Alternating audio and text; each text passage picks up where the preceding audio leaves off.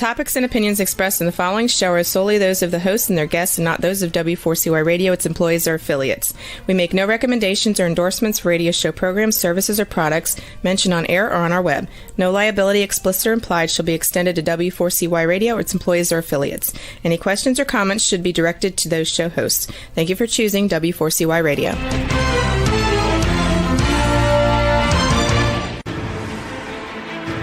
What's working on purpose anyway? Each week, we ponder the answer to this question. People ache for meaning and purpose at work, to contribute their talents passionately and know their lives really matter. They crave being part of an organization that inspires them and helps them grow into realizing their highest potential. Business can be such a force for good in the world, elevating humanity. In our program, we provide guidance and inspiration to help usher in this world we all want, working on purpose. Now, here's your host, Dr. Elise Cortez.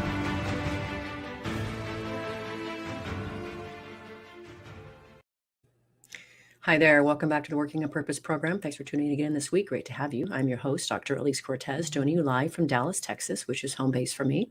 If you don't know me yet, I'm a management consultant specializing in meaning and purpose, organizational logotherapist, inspirational speaker, social scientist, and author. My team and I help companies discover and articulate their purpose to thread it through culture and operations. We work with forward-thinking and forward-reaching organizations to develop inspirational leaders who create cultures where people actually want to come to work and do their best. And we provide programs like the Grab Your Gusto that enable individual team members to discover and unleash their passion and purpose at work to catalyze fulfillment, engagement, and productivity. You can learn more about us and how we can work together at elisecortez.com. With us today is Arnaud St. Paul, philanthropist and award-winning serial software, finance, and social impact entrepreneur with more than 20 years of experience living between Los Angeles and Paris. He went through his awakening at age 13, which we're going to be talking about, while traveling throughout the world, looking for different religions and philosophies in his relentless quest to understand himself. His life purpose is now to open billions of hearts and help them find harmony inside and out. He has a new book out called I Is Born. He splits his time between Paris and Los Angeles. And today he joins us from the Nile in Egypt, where he is actually on a conference with changemakers, helping them work on harmony. Arnaud, welcome to Working on Purpose. Hello, thank you so much for having me, and thank you for this amazing introduction. Hello, Alice. Hello, Arnaud. It is just a delight to have you, and I have been to Egypt on the Nile, so I'm remembering fondly those memories. Thank you for bringing them back. So before we get into what I knew we were going to talk about, we have to talk about what you're doing there in Egypt with the Changemakers Conference. What are you doing? Well, actually, it's a very interesting project. It's a Web 4.0 project that is really leading the charge of reinventing the whole web experience we're having. And they have a purpose of spreading out unconditional love throughout the technology. And so they called me to see how I could help them really embody their vision, but also find coherence and alignment in their vision, so at all levels of the project. And so it's the second week, and it's really amazing. Oh, this is a great way to start the show, Arnold. Did you say that this technology, this Web 4.0 company is out to spread unconditional love? Is that what you said? Okay. Yes, this is the way to exactly. start the program. So what I've really gotten present to and why I'm so thrilled you've come on the show, Arnaud, is I've just really come to understand how more and more of the world really understands the power of emotional intelligence and spiritual intelligence in threading into doing their business. And I want to spearhead that. I want to be part of that. Awesome. Well, come on in. The water's fine. Okay, get your suit. Yeah. Okay, well, Exactly. you are an unusual being for lots of reasons and ways that I want to celebrate. One, you speak, your first language is French and English, and you also speak Spanish. I used to speak French once upon a time, still speak Spanish. So I appreciate that grounding already.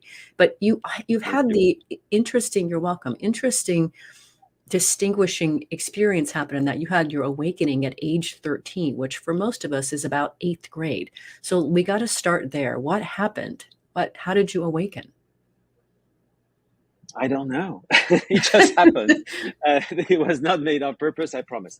What happened, or the way it unfolded, was, I was offered or imposed certain belief systems, well, mostly religious based. And for me, it became evident that the truth that I held inside me was the only one that held, right? And in that case, that God is everywhere. So the spiritual self was everywhere available for me, right? No need of religion for that to happen. And started to unfold many truths of this type and others. And I started to help people around me on their own journey very quickly. And it led me to a path of answering a question that became very, very obsessive for the next following years and decades, which is, who am I? Mm-hmm. And we all have that question at one point. It's just that I insisted slightly on that topic, which led me to go to all these practices and philosophies and religions and study them, practicing them, so that I can understand what is that human experience that I'm having, right? So and looking to find a very coherent way for me, because I'm quite simple. I want to have, nice little drawings that helps me to figure out what is that consciousness journey that we're having.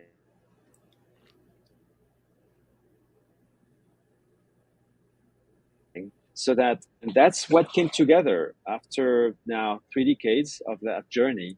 I have what I call the Heartful Method, which is a series of drawings that when you go through them, you start shifting, you start rewiring your reality.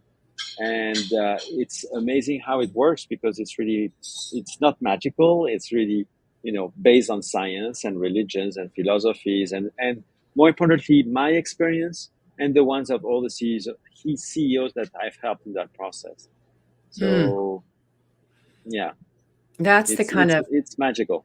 it is magical, and that's definitely the path that I'm going down as well. Is that just that to me, that path of being able to work with people that are already up to really amazing things and helping them steward their journey onward, being with them in that process is the most delicious thing. And I know you're well ahead of me in this journey, and which is again why I like to have people like you on my show, because I learn from you. I'm inspired by you. So one of the other things that I think is Thanks to fascinating you. about you. Well, I'm very happy to be here. Thank you. I think we were meant to meet. I think that's true. I also identify that with you, that you're a seeker, an explorer, and a philosopher, and you've literally been traveling the world studying religions and philosophies. I can't even imagine. And you said 3 decades, but could you maybe share a few things that have really stood out about those studies that have really helped you along your way? I've got to believe harmony is one of them that's emerged, but what's emerged as important for you in that study? What unfolded across the years and decades is that our core essence is that unconditional love we were talking about earlier. That's the foundation on which is built this consciousness of being human, and this reality we're having, and all these beliefs that we are stuck upon, and it is our purpose to really get back to it one way or another. In other words, to become present again to it. It's not that far. It's just right by the corner.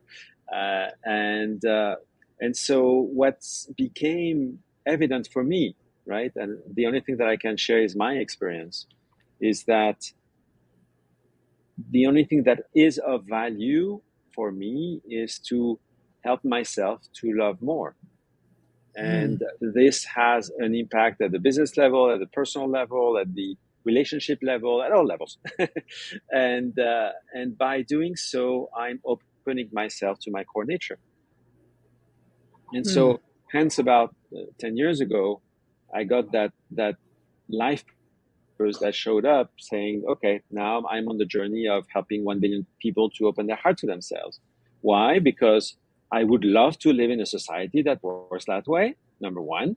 And number two, that's the best I can wish for to anyone, from my angle, again, from my point of view. And so I'm on that journey now to spread out this idea of harmony, of alignment, whether it is inner or outer. One is a reflection of the other, in any case, of finding coherence. What I mean by that is, when we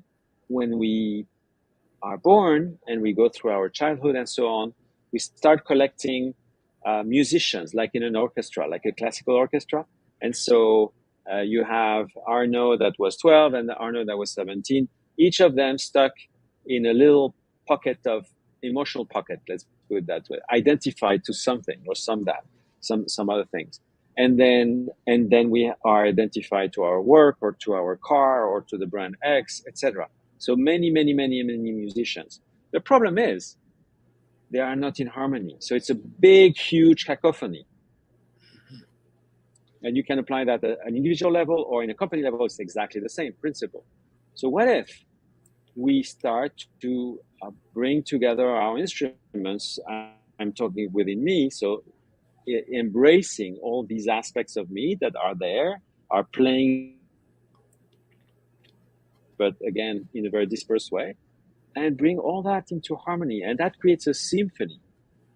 And that symphony is amazing. That's where it becomes magical, because everything is aligned inside and therefore outside, so to speak. And that's the journey I wish to anybody, if they choose to. Obviously, we all have the choice of having or making conscious choices in our lives, whether professional or personal. It's up to us. So, we put on our website, harmony is our birthright, because this is our nature. So what if we actually go back to that? Wouldn't that be amazing? It would be, and I'm in for this work. Yes. Yes, I'm in for this work. What I also find fascinating about the both of us, Arnaud, is we've both been navigating. There's an identity journey in there. There's a meaning journey in there. There is an inquisitive, curious journey. There's a consciousness journey in there. That's all you and I have. It's a very similar sort of path. And of course, I'm going to be riding on your coattails. You can take me along further, so I can also advance. And of course, I want to help to encourage the work that you're doing in the world. I think it's profoundly important, which is again why I wanted to have you on the show to spread the word. You've already used the word consciousness before, and of course that's something that's important. It's fascinating to me that we're both conscious capitalists. I'm on the board of Conscious Capitalism here in Dallas. I have a chapter in my first book about conscious capitalism. So first, for our listeners and viewers who don't know about this, how would you describe conscious leadership as a conscious capitalist?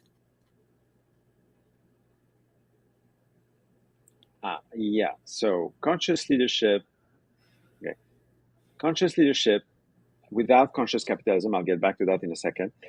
Conscious leadership is the ability to become aware of oneself and being able to make conscious choices which are not guided by your inner autopilot, so to speak, meaning inner patterns that are there repeating themselves all the time by these musicians I was talking about that are not yet in accord, right, with each other.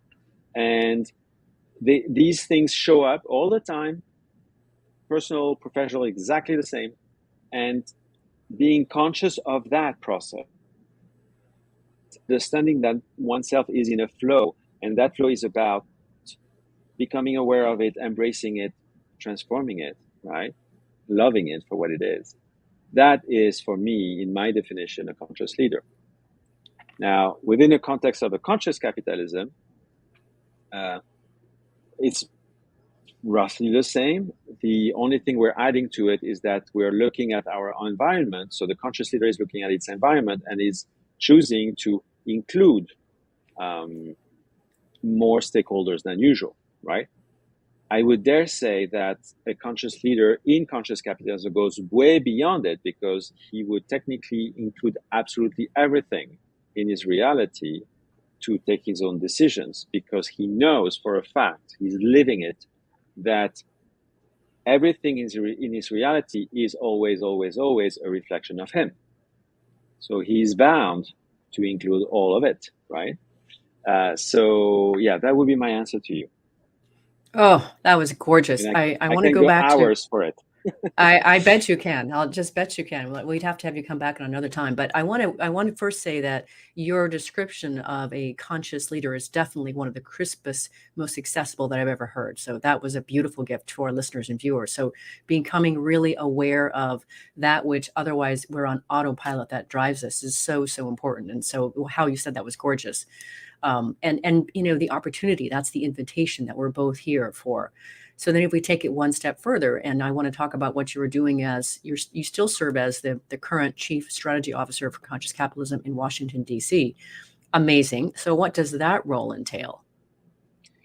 It's about finding the right way to spread out the conscious capitalism ethos in the small and medium-sized businesses in the Washington, D.C. area.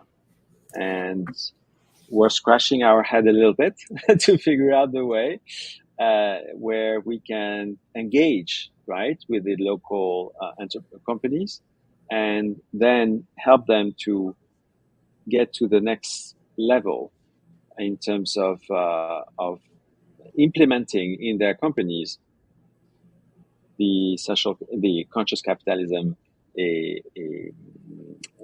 not rule, mechanism. That's the word I was looking for, and processes. And so that's my work to figure this one out. And I'm happy to work with the founder, Christopher King, to to execute on it afterwards, to guide him on that front. That's delightful. I'll be interested to continue our conversations on it, because we're of course navigating a similar journey here in Dallas, trying to help steward the journeys of business men and women in Dallas and Fort Worth to continually elevate and unfold their conscious leadership journey. So really appreciate you. Actually, there's a dedicated person to do that in Washington, D.C. We're doing it together as a board. So wonderful way for us to take us into our first break. I'm your host, Dr. Elise Cortez. We're on the air with Arnaud St. Paul, a philanthropist, author, speaker, who is an expert on social impact, blockchain, and heartfelt leadership. We've been talking a bit about how he got into this path, his journey. After the break, we're going to kick off the conversation talking about heartful entrepreneurship. Stay with us. We'll be right back.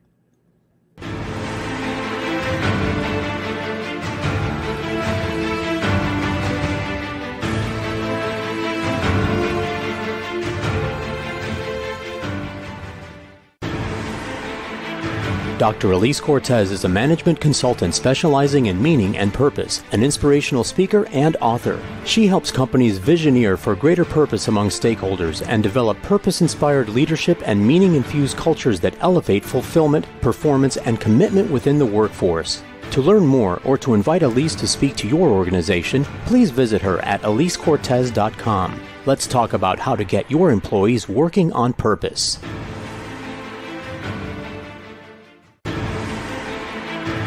This is Working on Purpose with Dr. Elise Cortez. To reach our program today or to open a conversation with Elise, send an email to Elise, A-L-I-S-E, at elisecortez.com. Now, back to Working on Purpose.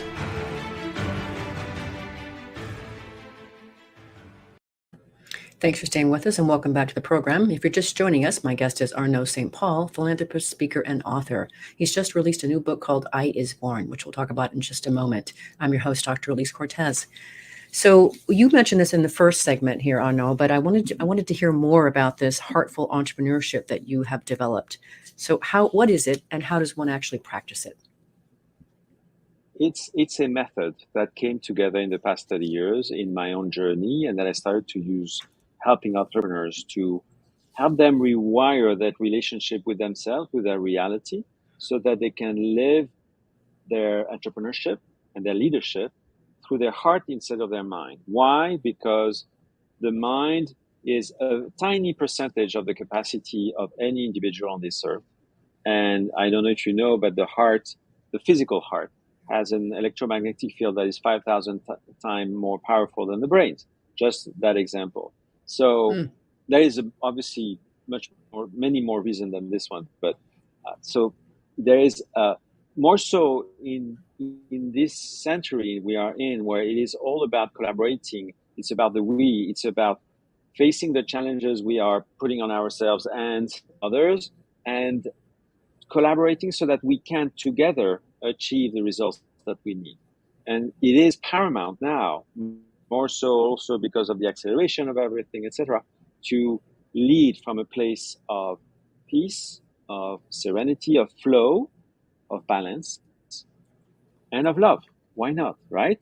Why not injecting love in our businesses? Because it makes sense. it makes total sense to take care of our employees, of our clients, in the end, that's what we are doing every single day, whether we are in a professional context or in a personal one. That doesn't change anything.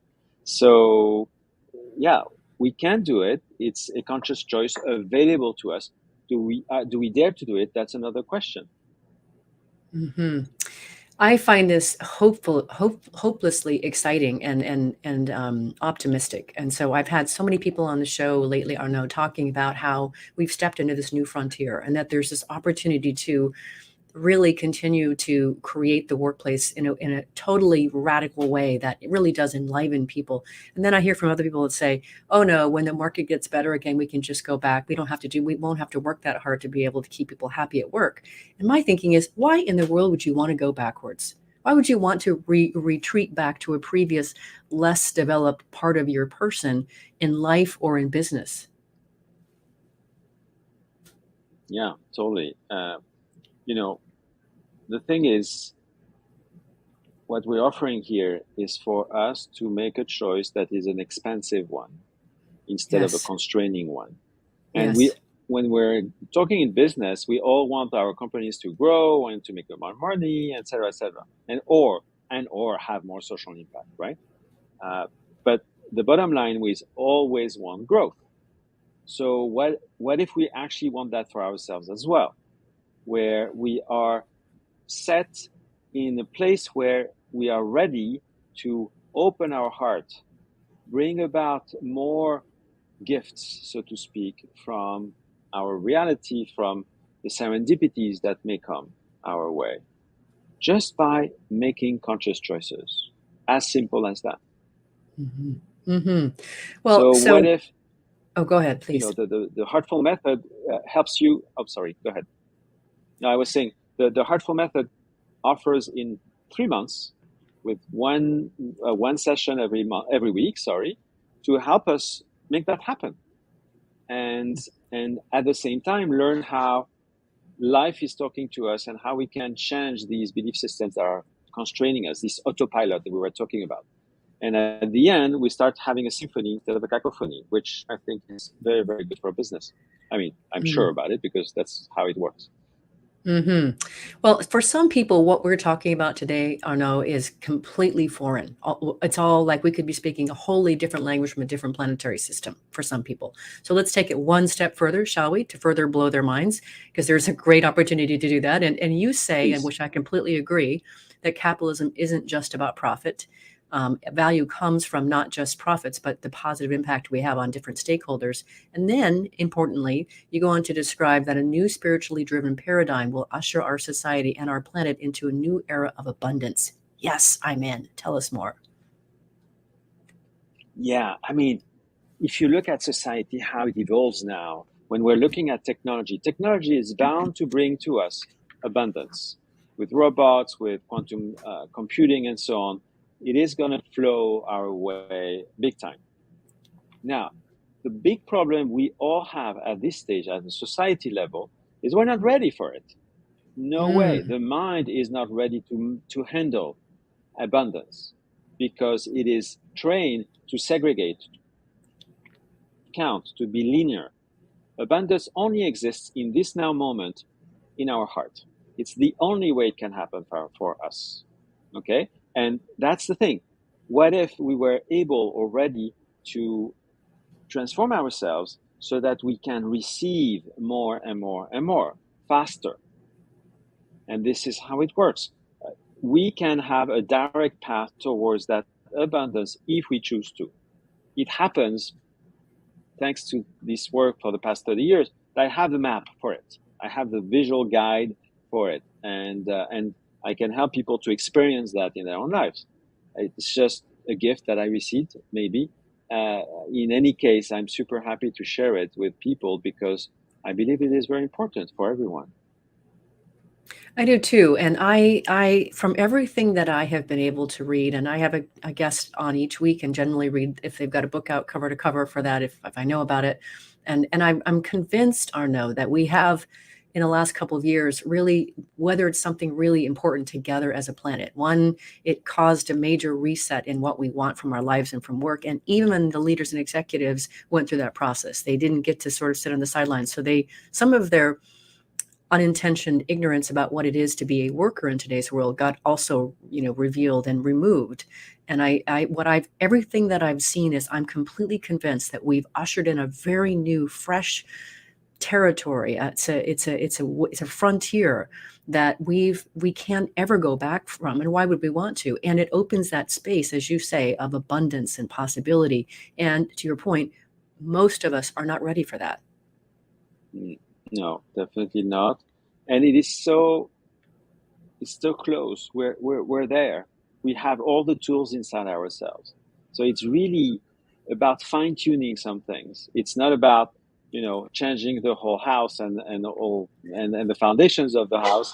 It is just to find the right journey, the right guide maybe, but in any case, having a clarity on what needs to happen.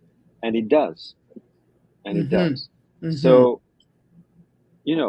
I don't know you, but I choose abundance. I choose clarity. I choose transparency, but also, having a life that is filled with these qualities, with more empathy, more compassion, more altruism, of course, and joy, and having fun, and living a life that becomes magical on its own. It's not anymore about struggle, because struggle is not synonym of abundance. It's the other way around, right? It's not about hustling and effort. It's about easing into an abundant state. And this is a complete rewiring I'm talking about, but it's not that difficult. So what I find fascinating is I want to talk about your book next, I Is Born. I have to believe that some of the messaging that we've been talking about, it shows up in that book. So let's talk about that next, and then I'll get what else I was going to say there later. Let's talk about this. It's a new book. It just came out in April of 2022. Why did you write it, and what do you hope to convey in it? Well, I'm looking to convey this message of harmony with it.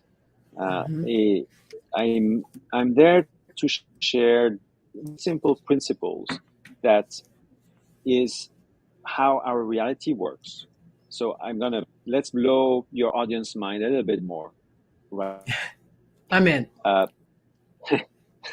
So we believe that this reality is here, right? We're able to touch it. We have a car, we have a house, we have kids, we have etc., etc. And it is a very tangible reality. And I doing my thing, and that's the only thing that I can do. Now, it happens that scientifically speaking, and what all the philosophies are saying as well, is that this world of yours is only made of vibrations. That's it. Waves. Nothing is tangible in this world. There's the illusion of tangibility, yes, but it is not a reality of it. Okay?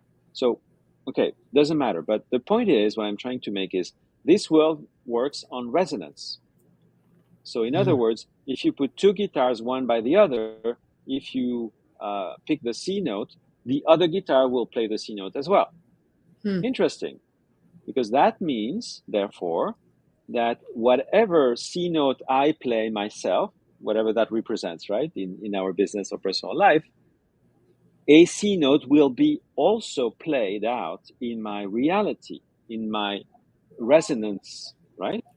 So there is a constant loop between what comes from here and what is displayed out there. So we are in a constant feedback loop that is nourishing itself from these autopilot belief systems we were talking about earlier, and what happens in my reality. And it can happen at the professional level, at the personal level, is exactly the same. These belief systems I hold dear to, I'm identified to, as you were saying earlier, are being played out in my life. And that's what the Heartful Method is about, to help us decipher it, understand them, change them. so that we can expand and open our potentials and enter into a state of more alignment and harmony with ourselves, and therefore with what we call reality.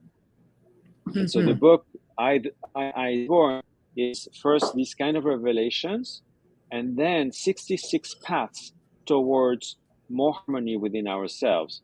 And it basically, these are poems that explores the experience of I becoming its self. So in other words, increasing its frequency, its vibration frequency, so that it becomes more of itself, if that makes sense. It completely makes sense to me. And for you brave souls and listeners and viewers that are, this is completely foreign to you, please hang on. This is fascinating. Thank you for being with us and challenging your mental models. I have to believe, or know, that you have encountered many people over time who, when they first meet you and hear about this, think this is completely nonsense. What do they say to you? How do they challenge you? Usually they ignore me. Ignore you? Okay. Yeah. However, I have seen in the past 6 months a huge increase in interest. Yes, that's what I'm seeing too. And yes, I'm seeing that. Yeah, that's really amazing. So very, very happy about that. First, the ignorance is in the sense that, there is no way to crutch to something that makes sense to them. And I totally understand that. And we all have free will in choosing not only what we resonate with, right? But if we want to be conscious or not, we all have that ability, and it's okay. Now, if we are more geared towards conscious leadership or conscious capitalism, we probably want to make a little bit of an effort in that direction, because we are worth it, because it's the best way to help others as well. Now, are we ready to put in question some huge truth we were counting on for the past 10, 20, 30, 40, 50 years? Maybe not, or maybe it is. Some people will say that it's woo-woo or whatever. They can say that, but in the end, this is applied science. It comes from the quantum physics and other type of sciences that are not the usually Newtonian physics that we are accustomed to. Society as a whole, or its consciousness, hasn't evolved for the past 100 years. Well, not a lot in any case. We've discovered quantum physics early 1900s.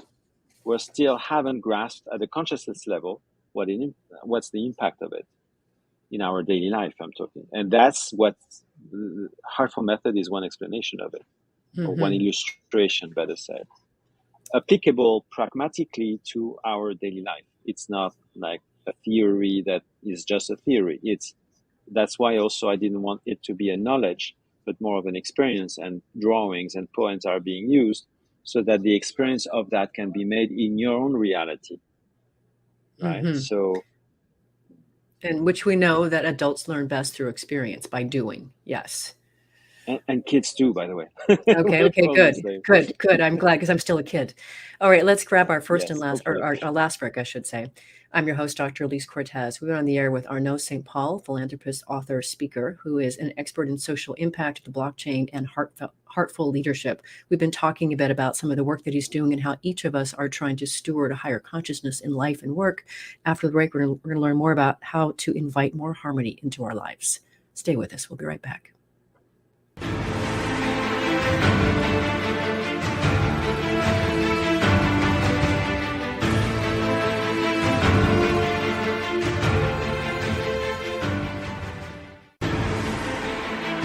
Dr. Elise Cortez is a management consultant specializing in meaning and purpose, an inspirational speaker and author. She helps companies visioneer for greater purpose among stakeholders and develop purpose-inspired leadership and meaning-infused cultures that elevate fulfillment, performance, and commitment within the workforce.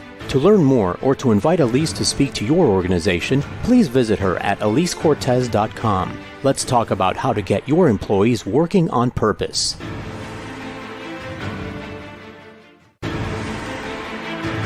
This is Working on Purpose with Dr. Elise Cortez. To reach our program today or to open a conversation with Elise, send an email to Elise, ALISE at EliseCortez.com. Now, back to Working on Purpose.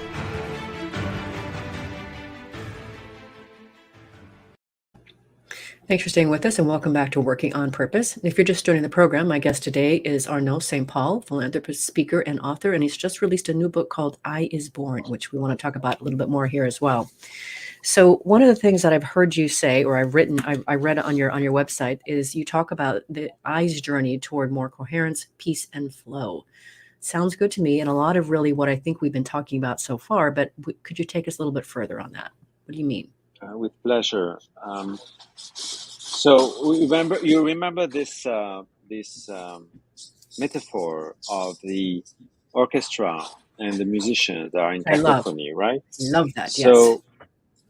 So each of these musicians are an I of mine. To take my example, it's the I at 5 years old because mommy didn't like what he did, and etc. Or it's the I that is identified to his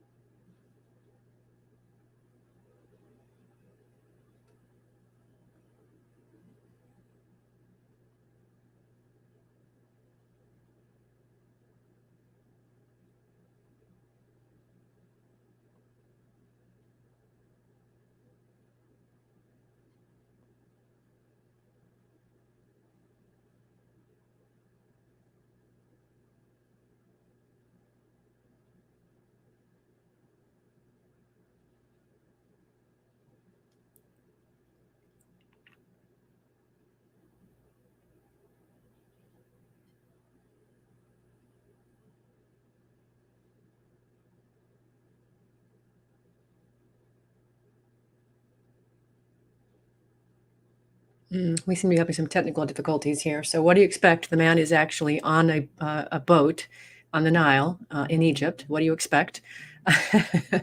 Hopefully he'll be able to dial back in here. But when he's speaking about, while we're hoping for him to come back, I'm going to summarize what I have heard him say before in my words, hopefully giving you the chance to be able to have a greater access to that. So when he talks about these different I's, we are a collection of all these I's, which speaks to our identity elements, right? So we form these identity pieces at all of our ages, critical experiences in life. And what I hear him talking about is the importance of being able to take all of those voices that come with those I's and bring them into a beautiful, harmonious state such that you can really sing your own song in a way that is beautiful.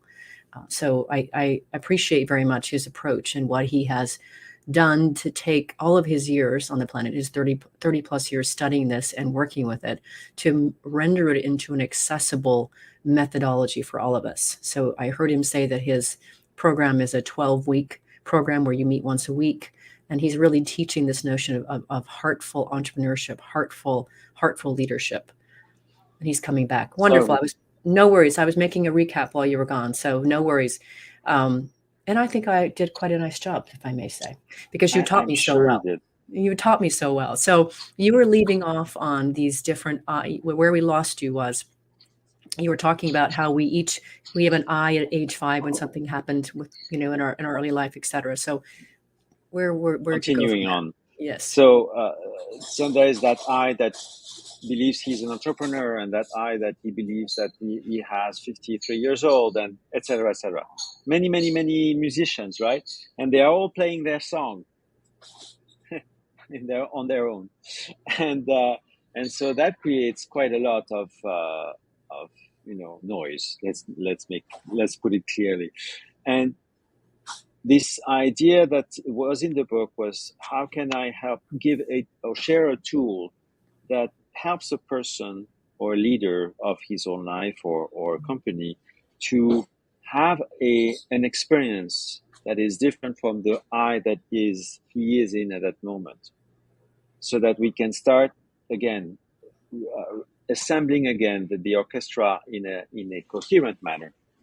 And on that process of myself understanding aspects of this I started to redefine words. So the word of wisdom, of faith, of new. What is it new? New from the standpoint of the human I or the self? what does that imply in the experience? Not, explaining like in a dictionary, but more in my experience. And or assertiveness. How do I create? I create by creating something new, but I need to be assertive for this to happen. And so these are 66 experiences that when I go through them, when I'm present to them, when potentially even I go back and back on the same poem in that case, I'm starting to evolve in terms of experience of myself. So that's the invitation again. It's another tool to find harmony with it. And I also have workshops that are in a very different angle, but for that same purpose, and that are offered on the website. And actually, I can offer to your audience, if you want a access to a highlight of a workshop called 3 Ways to Find Harmony Within. For sure. And it's on the website is tapwat.com/harmony. And I tap it down here. Here you go. And I will give it at the end as well. Yes. Thank you. So this is, we have in ourselves the capacity to make these choices towards more alignment. And it's up to us. My only purpose is to share these, and then these tools to make that happen in your life. And I hope that people will like to do it. I think we're going to invite just a few people. I think that just a few people who are listening and watching are going to be curious enough to come check it out and come join us. So I think we'll get just a few people along the way. Now we have to ask the question though, why 66? Why? It just happened. Yeah, I know the number, and I was very surprised it just happened that way. Okay. It was not intended. Okay. And yeah. And it's beauty. Well, actually, it's a very good point. Sorry to interrupt you. It shows alignment. It shows harmony, right? It's not like 52 or whatever. It's 66. So there is a certain harmony that's being shown there. So that means that the book is finished as is. There may be another book with other paths down the road. But at this stage, it is coherence. Mm-hmm. I like it that it's not coerced. As you say, it's 7 fancy ways, it's 52, etc. It's been elicited as it was invited, and there's a naturalness to, as you say, a harmony to it. Exactly. How it should be for everything. Yes. I completely agree with this. And again, so one of the things that I'm doing this year, I'm working on a book. It's due to come out in late November. And it really is for the leader that just feels completely at their wits' end, trying to deal with all these changes and how the world's changing and the workforce is changing, et cetera. And I do talk about spiritual harmony and spiritual intelligence and how that's woven in, to an evolved conscious leader sort of thing. So you obviously, take your understanding and your learned approach to harmony is on a whole different realm. Can you give us just a few ways that we can invite more harmony into our lives?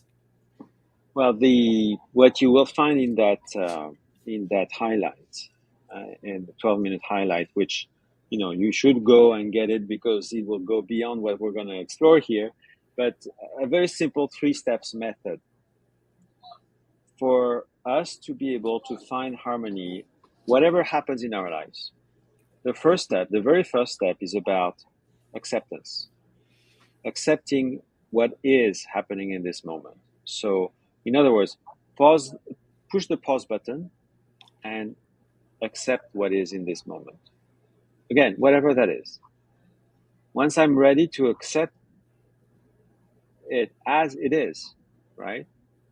This reality, this present moment, I can start embracing it. I can start stating, okay, maybe it's not that bad, or maybe it is okay, or at the very least, I can live with it in one way or another. And then the next step is having compassion, not only just for that situation, whichever it is, or for the individual that is in that situation, but also for yourself, to have gone through that process, to have been reacting to it potentially. And with that already, you're placing yourself in a state of a more harmony within yourself. And therefore, and also with whatever is happening in that moment. So here's a 3-step method. So accessible. And the thing that I was so aware of as you were speaking is when you said hit the pause button, what that would do is that interrupts maybe the natural tendency for many of us to resist, right? Yes. To say that, no, that's not for me, that's not right. And instead also then employ some curiosity and see, well, let's just see what's here. And it is part of what I also do when I'm teaching and working with leaders too, right? To help expand them and help them better connect with the people that they're trying to lead and bring into their best. So that is extremely accessible, extremely accessible. I was saying when you were coming and reconnecting, how wonderful that we get to have you there. You're on the Nile River in Egypt. What an amazing, magical place. And the work that you're doing there, look, talk about harmony, right? You're spreading that beautiful energy to all of us in the world who are listening to your message today. And it's not at all lost on me. And I doubt it is those who've been staying with this program so far. So, knowing that we've been on the air here for a bit of time chatting, this show is listened to by people around the world who are out to try to make the world a better place through the world of work, how business is done. What would you like to leave them with today? I guess, we all have that power inside ourselves, or that capacity to make conscious choices. It's up to each of us, whether it's for our business or for our life, for our individual internal life, whichever it is. We have a choice. We have that choice of choosing alignment and harmony, and potentially love even, anytime. Please choose it for yourself. And let's start the discussion around it. Arno, you are an incredible gift to the world. I'm very grateful that you landed on my path, thanks to some of the people on your team who found my show and said, I think you'd make a good guest. This is so natural and easy. And I'm so, what happens, by the way, is when I have amazing guests on that I feel connected to, very often I end up on their doorstep when I'm traveling around the world. So it'd be great to find myself on your doorstep somewhere in the world. With pleasure. So listeners and viewers, if you want to find out more about the work that Arno and his team are doing, if you want to start just like what he said here, go to the website, Tapuat, it's TAPUAT.com. And then if you put /harmony, you can learn about what he was describing here on the show. So highly encourage you to check that out. You'll be amazed at the work that they're doing and how accessible it really is. So check that out. If you missed last week's show, you can always catch a re-recorded podcast. We were on the air with Marie Gervais talking about her book, The Spirit of Work, where she offers a high-level yet approachable model in rethinking how we view and structure work. Her book delves into the fascinating relationship between people and work, combining ancient wisdom, modern science, spirituality, and real-world examples to share insights into developing a soul-sustaining workplace culture. Just what we've been talking about today, but from a different vantage point. Next week, we'll be on the air with Susan Brady. She's the co-author of Arrive and Thrive, 7 Impactful Practices for Women Navigating Leadership. This book is written by 3 powerhouse women with a foreword by PepsiCo's previous CEO, Indra Nuri. We'll be talking about what it takes for women to flourish in leadership today. See you there. Remember that work's at least a third of our life, so let's work on purpose. Amazing. Thank you so much for having me. So very welcome, Arno. Thank you for coming in and sharing your beautiful soul. And you yours. Thank you. We hope you've enjoyed this week's program. Be sure to tune into Working on Purpose, featuring your host, Dr. Elise Cortez, each week on W4CY. Together, we'll create a world where business operates conscientiously, leadership inspires impassioned performance, and employees are fulfilled in work that provides the meaning and purpose they crave. See you there. Let's work on purpose.